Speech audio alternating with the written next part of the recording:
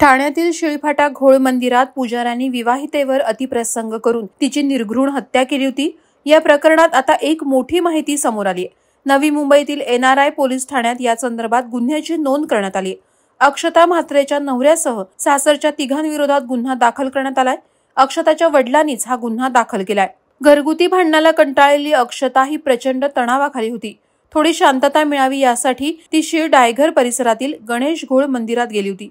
येथे मंदिर सांभाळण्यासाठी उत्तर प्रदेश येथून आलेल्या 3 पुजाऱ्यांनी चहामध्ये भांग मिसळून तिच्यावर आळीपाळीनं अतिप्रसंग करत तिला क्रूरपणे संपवलं होतं। अक्षताचा मृतदेह पुजाऱ्यांनी शेजारच्या जंगलात फेकून दिला होता। या प्रकरणातील 3ही आरोपींना पोलिसांनी अटक केली आहे।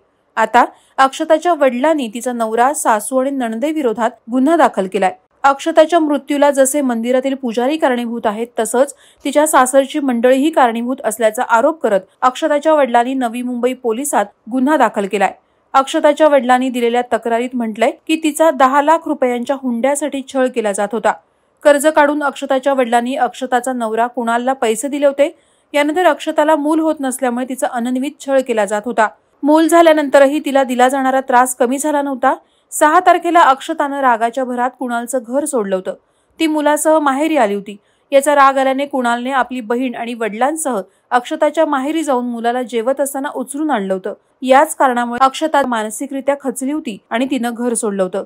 नवऱ्यासह सासरच्या मंडळींनी अक्षताला त्रास दिला नसता तर तिच्यासोबत हा प्रकारच घडला नसता असं म्हणत अक्षताच्या वडिलांनी कुणाल म्हात्रे, त्याची आई मंदा म्हात्रे आणि कुणालची बहीण दीपमाला कडू यांच्या विरोधात NRI पोलीस ठाण्यात गुन्हा दाखल केलाय।